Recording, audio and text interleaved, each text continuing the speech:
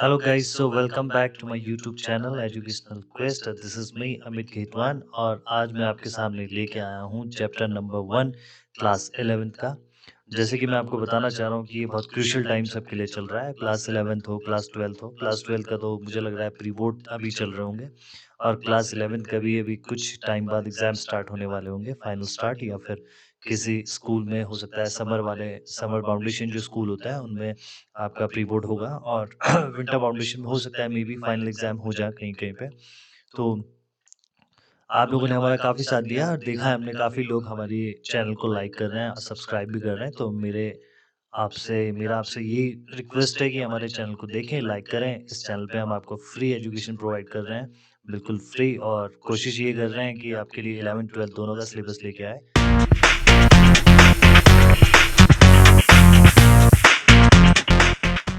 ठीक है, तो फर्स्ट हम जो बात करते हैं, पहले हम बात करते हैं इंट्रोडक्शन टू माइक्रो इकोनॉमिक्स। बहुत ईज़ी चैप्टर है और 11th क्लास का फर्स्ट चैप्टर हम कहते हैं। वन शॉट में मैंने इसे खत्म किया है, तो आगे चलता है।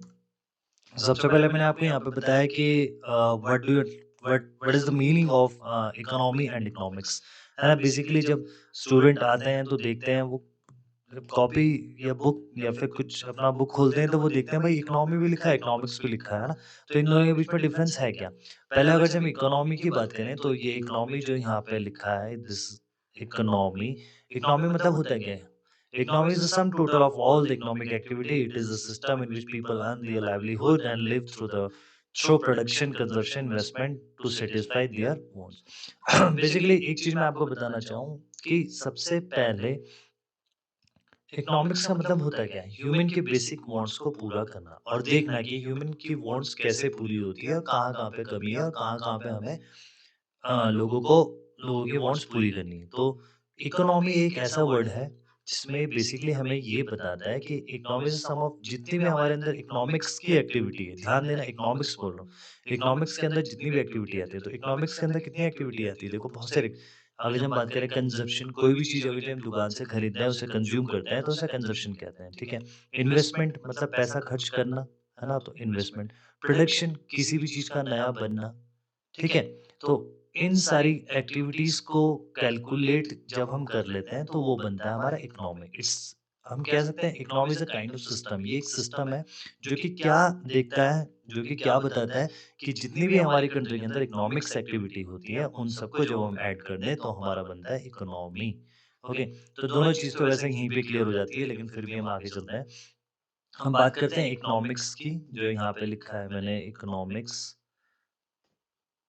इकोनॉमिक्स लिखा है, तो इकोनॉमिक्स में बेसिकली इकोनॉमिक्स मतलब होता क्या है? तो economics activity are those activity which are concerned with the consumption, production, exchange and distribution of wealth. तो कहीं न कहीं ये बताना चाह रहा है कि भाई इकोनॉमिक्स एक्टिविटी होती क्या है?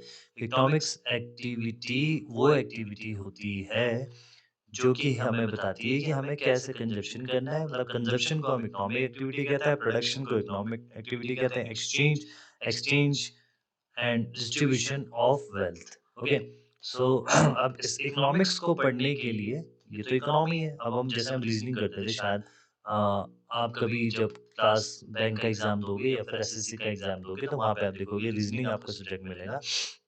तो अगर हम देखें तो इकोनॉमी एक ये बड़ा पार्ट, फिर इसके अंदर एक छोटा सा पार्ट, उसके अंदर ये छोटा सा पार्ट, तो ये बड़ा सा जो पार्ट है इसे हम कहते हैं इकोनॉमी। इकोनॉमी और इसके अंदर ये छोटा सा पार्ट है, इसे हम कहते हैं economics. So we can say that economics is a part of economy. Economy का एक पार्ट है इकोनॉमिक्स।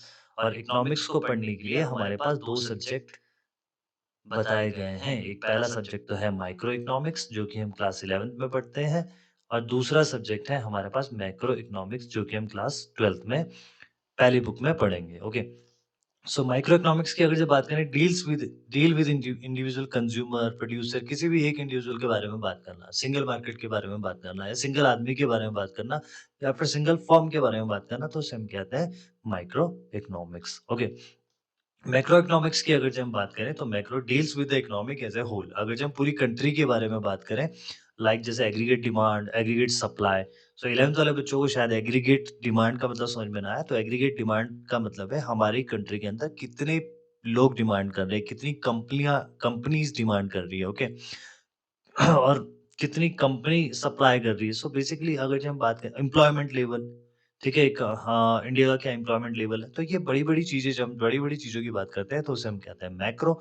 लेकिन जहाँ हम छोटी-छोटी चीज़ों की बात कर रहे हैं लाइक कंज्यूमर का बिहेवियर का, individual consumer, individual producer in सब चीज़ों के बारे में बात करते हैं तो उसे हम कहते हैं माइक्रो इकोनॉमिक्स। सो अगर जब माइक्रो की बात करें तो बिल्कुल माइक्रो की बात करें तो सिंपल हम लिख सकते हैं सिंगल, टाइनी, ठीक है? और अगर जब मैक्रो की बात करें तो मैक्रो की हम बात करते हैं लार्ज, ह्यूज, है ना? So basically these are the words which are related with micro and these words are related with macro. Okay. Next slide में चलते हैं. So what is the there are some basic difference of micro and macro economics. So पहले हम बात करेंगे meaning का कि इसका मीनिंग है क्या. Meaning on the basis last अभी पीछे भी हमने पढ़ाया था वो भी मीनिंग था. Microeconomic is the branch of economic that is related to the study of individual. देखो यही बता रहा है स्टडी ऑफ इंडिविजुअल के बारे में पढ़ना, हाउस होल्ड के बारे में पढ़ना, फर्म के बिहेवियर के बारे में पढ़ना, decision making and allocation of these resources. उस रिसोर्सेज को कैसे यूज करना है. अगर जो कोई इंडिविजुअल कर रहा है तो उसे हम कहते हैं माइक्रो.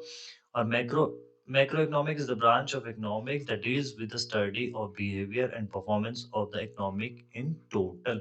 सबके बारे में अगर जो बात कर रहा है, ठीक है, तो उसे हम कहते हैं मैक्रो. एरिया ऑफ स्टडी भाई क्या क्या चीज़ें हमें बताता है, क्या चीज़ें इससे हम पढ़ पाते हैं. So micro economic study the particular market and segment of the economy. किसी पर्टिकुलर मार्केट के बारे में बात कर रहा है ना, कि आलू प्याज आलू आलू का मार्केट कितना है ना. सिंपल बता रहा हूँ example.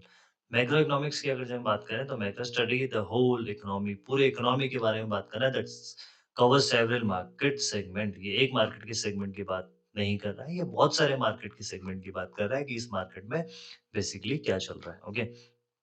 Deals with it concern with the individual consumer producer. Okay, कहीं ना कहीं इंडिविजुअल के बारे में ही बात कर रहा है. इंडिविजुअल कंज्यूमर है, इंडिविजुअल प्रोड्यूसर है. और ये deals with economic as a whole, पूरी इकोनॉमी के बारे में बात कर रहा है. पीछे भी हमने ये पढ़ा है like aggregate demand and aggregate supply और employment level of a country, of a state, of a, है ना, बड़ी बड़ी चीजों के बारे में. इंस्ट्रूमेंट, इसके इंस्ट्रूमेंट क्या है. इंस्ट्रूमेंट की बात करें तो इसके हैं डिमांड एंड सप्लाई. ओके, और इसके इंस्ट्रूमेंट की बात करें सेम है, aggregate demand and aggregate supply. इसके आगे एग्रीगेट लगा है, एग्रीगेट सबका, ठीक है. और अगर जो विदाउट एग्रीगेट है, मतलब अगर जो सिंपल लिखा है डिमांड एंड सप्लाई, तो ये इंडिविजुअल के बारे में बात कर रहा है. So, method of study, it adopts partial equilibrium analysis to explain its laws and principle. Okay, ये पर्टिकुलर का इक्विलिब्रियम बताता है. जैसे आप डिमांड अभी पढ़ोगे, डिमांड में आपको बताएगा कंज्यूमर इक्विलिब्रियम, आपसे पूछेगा, सप्लाई में पूछेगा, लॉस पूछेगा, what is the law of supply, what is the law of demand. Basic चीजें हैं ये जो आप अभी आगे जाके 11th क्लास में पढ़ोगे और शायद आपने पढ़ ली होगी क्योंकि ऑलमोस्ट सिलेबस तो खत्म हो ही गया होगा आपका फर्स्ट बुक का.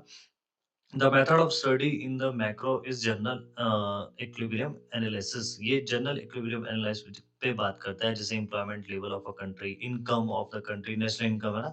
So basically this is the difference between the micro and macro. Exam में आता है, बहुत इंपॉर्टेंट है, आपको ध्यान में देना है. कुछ चीजें इसकी याद रखनी है जो कि फर्स्ट वाले 4 पॉइंट है, बिल्कुल आप लर्न रखो और लर्न करने के बाद जब एग्जाम में आएगा तो आप आराम से लिख सकते हो. इस पर कुछ भी टफ नहीं है, बिल्कुल ईजी है. टाइप्स ऑफ इकोनॉमिक्स वैसे तो आपके पास ये बुक में इतना है नहीं, लेकिन जितना मैंने लिखा है, बट आप इकोनॉमिक्स के स्टूडेंट तो आपको पता होना चाहिए कि हमारे पास कितनी टाइप्स की इकोनॉमिक होती है. ठीक है. पहला अगर जब हम बात करें सिंपल इकोनॉमी का मैंने ज्यादा एलोबरेट नहीं किया, मैं थोड़ा थोड़ा लिखा. It has product based simple division of a labour. भाई ये एक ऐसी इकोनॉमी है जिसमें सिंपल प्रोडक्ट आपको देखने को मिलेंगे. सिंपल प्रोडक्ट हम कह रहे हैं तो वो नेसेसरी आइटम जो कि हमारी डे टू डे लाइफ के लिए बहुत इंपॉर्टेंट है. फिर उसके बाद बात करते हैं कॉम्प्लेक्स कॉम्प्लेक्स इकोनॉमिक. कॉम्प्लेक्स नाम से ही पता लग रहा है कॉम्प्लेक्स है. It is related with a large number of scale production based on the labour. भाई यहाँ पे बहुत लग्जरी आइटम्स बनते हैं, मान के चलो आप. ये ऐसी इकोनॉमी है जहाँ पे बहुत लग्जरी आइटम बनते हैं, बहुत अच्छे अच्छे आइटम बनते हैं. मतलब नेसेसरी आइटम तो बनते ही बनते हैं, उसके साथ साथ बहुत टाइप अलग अलग टाइप के आइटम्स भी बनते हैं. डेवलप इकोनॉमी होती क्या है. भाई एक ऐसी कंट्री जिसकी पर कैपिटा इनकम ज़्यादा हो, है ना? जहाँ के लिविंग ऑफ स्टैंडर्ड भी बहुत अच्छा है. जैसे हम बात करें अमेरिका, तो हम टीवी में देखते हैं, तो हमें देख के ये लगता है कि भई यहाँ पे पर कैपिटा इनकम ज़्यादा है और लोगों का लिविंग ऑफ स्टैंडर्ड भी बहुत अच्छा है ना? फिर हम बात करें अंडर डेवलप्ड इकोनॉमी, अगर जिसकी बात करें तो यहाँ पे ऐसा आता है कि मैक्सिमम पीपल जो होते हैं वो बिलो पॉवर्टी के लाइन रहते हैं, लाइक इंडिया, है ना? बहुत सारे लोग बिलो पॉवर्टी के लाइन रहते हैं और यहाँ की जो पर कैपिटा इनकम भी होती है, वो भी क्या होती है? कम होती हैं, ठीक है? ये इम्पोर्टेंट है कैपिटलिस्ट इकोनॉमी अभी आपको ये आगे भी पढ़ना है, ये अभी आप इसका सेकंड चैप्टर पढ़ोगे सेंट्रल प्रॉब्लम ऑफ इकोनॉमी तो उसमें आपको ये इन सब चीज़ों का यूज़ होगा। कैपिटलिस्ट इकोनॉमी अगर जिसके बारे में बात करें तो ये प्राइवेट इकोनॉमी है, प्राइवेट मतलब इसकी ओनरशिप क्या रहती है प्राइवेट। जैसे हम बात करें तो इकोनॉमिक रिफॉर्म के टाइम में हमारी कंट्री में प्राइवेटाइजेशन हुआ था। तो बेसिकली सोशलिस्ट और कैपिटलिस्ट दोनों इकोनॉमिक चल रही थी हमारी कंट्री में। वैसे तो मिक्स्ड इकोनॉमी हमारी कंट्री में चलती है, बट कैपिटलिस्ट की अगर से बात करें तो मान के चलें कि सारे डिसीज़न कौन लेगा? प्राइवेट लेगा, ओके। सोशलिस्ट इकोनॉमी, ठीक है? सोशलिस्ट इकोनॉमी मतलब related with the government economy. भाई ये वो इकोनॉमिक है जिसका ओनर है कौन? गवर्नमेंट है। हर चीज़ कौन देखेगा? गवर्नमेंट देखेगा। कुछ भी करना हो तो गवर्नमेंट देखेगा, ठीक है? मिक्स्ड इकोनॉमी मिक्स मैंने यहाँ पे लिखा है गवर्नमेंट और प्राइवेट मतलब गवर्नमेंट की भी ओनरशिप होगी और प्राइवेट की भी ओनरशिप होगी दोनों क्या करेंगे मिलके काम करेंगे तो ऐसी टाइप की इकोनॉमी को हम बोलते हैं मिक्स्ड इकोनॉमी। तो इसके बाद आती है planned economy. So this economic is controlled by the planning authorities भाई कुछ अथॉरिटीज है प्लानिंग कमीशन है जैसे हम मानते थे कि प्लानिंग कमीशन ऑफ इंडिया कब बना था प्लानिंग कमीशन ऑफ इंडिया ये बना था 1950 1950 में बना था और फर्स्ट 5 ईयर प्लान कब लॉन्च हुआ था ये हुआ था 1951 में ओके। सो ये आप 12th में पढ़ोगे। सो कुछ अथॉरिटीज है मान के चलो गवर्नमेंट है वो चला रही है तो सब बोलते हैं प्लान्ड इकोनॉमी। मार्केट इकोनॉमी क्या है मार्केट इकोनॉमी में भैया गवर्नमेंट का कोई रोल नहीं है यहाँ पे दो चीज होती है जिसे हम कहते हैं डिमांड एंड सप्लाई। तो यहाँ पे सब चीज डिमांड एंड सप्लाई के बेसिस पे होता है कितनी डिमांड है किस प्रोडक्ट की उस प्रोडक्ट को कितना बनना है उसकी कितनी सप्लाई होनी चाहिए ना। और सारे जितने भी प्राइस होते हैं किसी भी चीज का प्राइस होता है वो भी मार्केट इकोनॉमी की वजह से ही यानी डिमांड और सप्लाई की वजह से ही डिसाइड होता है ना? जैसे उसका एक सिंपल सी बात है अगर जो आपको तो अभी आप देखोगे, एक 2 डायमेंशनल डायग्राम मैं यहाँ पे बना देता हूँ, जैसे बना दिया। तो आप ये मान के चलो ये सप्लाई की लाइन है, ये सप्लाई है और ये हमारा क्या है? डिमांड है। तो अब मान के चलो ये किसी पर्टिकुलर चीज़ का प्राइस है, तो यहाँ पे इसका प्राइस डिसाइड होगा। मान के चलो ₹50 है, तो इस चीज़ का प्राइस कितना होगा? 50 ठीक है? अगर मान के चलो इसमें हम डिमांड बढ़ा देते हैं, तो कहाँ पे कट हो रहा है सप्लाई की, तो अब इसका प्राइस बढ़ जाएगा, है ना? तो ऐसे हमारी इकोनॉमी में चलता है। तो धीरे-धीरे ये आप जब 12th में आओगे तो काफ़ी इंटरेस्टिंग सा है, आप पढ़ोगे, तो आपको मज़ा आएगा। फिलहाल आप अभी 11th का देख लो। So these 9 type of market economy sorry you have to understand first very simple economy जिसमें सिंपल प्रोडक्ट बनते हैं ऐसे सिंपली ऐसा मान लो। कॉम्प्लेक्स जिसमें लग्जरी। फिर डेवलप्ड इकोनॉमी जिसकी कंट्री की इकोनॉमी बहुत अच्छी होती है पर कैपिटा इनकम अच्छी है लोगों का स्टैंडर्ड अच्छा है। अंडर डेवलप मतलब जिसमें मैक्सिमम लोग बिलो पॉवर्टी लाइन रहते हैं। कैपिटलिस्ट मतलब प्राइवेट। सोशलिस्ट मतलब गवर्नमेंट और मिक्स मतलब प्राइवेट और गवर्नमेंट दोनों का ओनरशिप। प्लान्ड इकोनॉमी मतलब किसी अथॉरिटी से चलती है गवर्नमेंट से चलेगी या फिर कोई अथॉरिटी है जो इसको चला रहा है। फिर मार्केट इकोनॉमी वो इकोनॉमी है जो कि क्या है जिसमें गवर्नमेंट का कोई रोल नहीं है बस मार्केट फोर्सेस इसमें देखेगी डिमांड और सप्लाई का ज़्यादा रोल है। फिर एक ये मैंने बनाया इकोनॉमिक प्रॉब्लम कि इकोनॉमिक प्रॉब्लम होती क्या है बहुत इंपॉर्टेंट है economic problem. Scarcity of resources in relation to the wants भाई ये क्या है रिसोर्सेज की कमी होना किसका रिलेशन में इन रिलेशन टू वांट्स ये वांट्स किसकी पब्लिक की वांट्स। आपको पता है कि पब्लिक की वांट्स तो इतनी है ठीक है और रिसोर्सेज हमारे पास इतनी है। तो भाई इन दोनों की बात कर रहे हैं कि पब्लिक की वांट्स ये है वांट्स और ये है रिसोर्सेस ठीक है। तो इन दोनों के रिलेशन की बात कर रहा है तो बोला रिसोर्सेज तो इतनी है पब्लिक की वांट्स इतनी है तो इसी इसी की वजह से क्या होती है इकोनॉमिक प्रॉब्लम होती है ठीक है। So what are the causes? इसके पीछे क्या causes है? So there are three causes which I have mentioned here. First, unlimited wants. आपको पता है कि people के wants क्या है? Unlimited है. फिर दूसरा है कि limited resource. Resources हमारे पास क्या है? Limited है. और फिर alternate use of resources. कहीं ना कहीं ये तीनों चीजें क्या करती है? हमारी economic problem में contribute करती है. Contribute क्या मतलब? इसकी वजह से हमारी economic problem बढ़ती है। तो पहले हम पढ़ लेते हैं अनलिमिटेड वांट को। अनलिमिटेड वांट के बारे में क्या कह रहा है? ह्यूमन वांट्स आर अनलिमिटेड जैसे कि हमें पता है ह्यूमन की वांट्स क्या होती है अनलिमिटेड होती है। No man can be satisfy all of his wants भाई हर कोई अपनी वांट से सेटिस्फाइड नहीं है जो भी उसके पास है उससे सेटिस्फाइड नहीं है।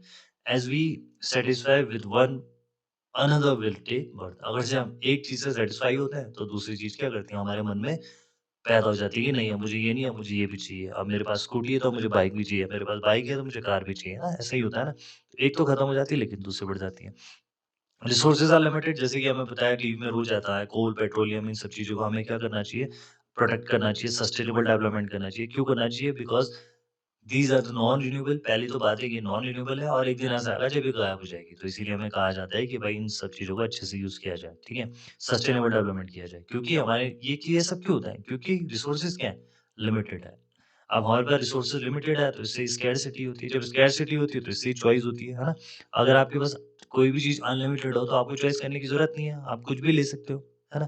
बट आपके पास अगर जो कोई भी चीज़ लिमिटेड में है तो आपको क्या करनी पड़ेगी? चॉइस करनी पड़ेगी, है ना?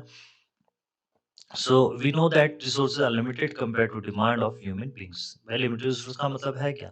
As we know that resources are limited, हमें पता है resources क्या है? Limited है किसके कंपेयर में? लोगों की wants के कंपेयर में या लोगों की डिमांड के कंपैरिजन में।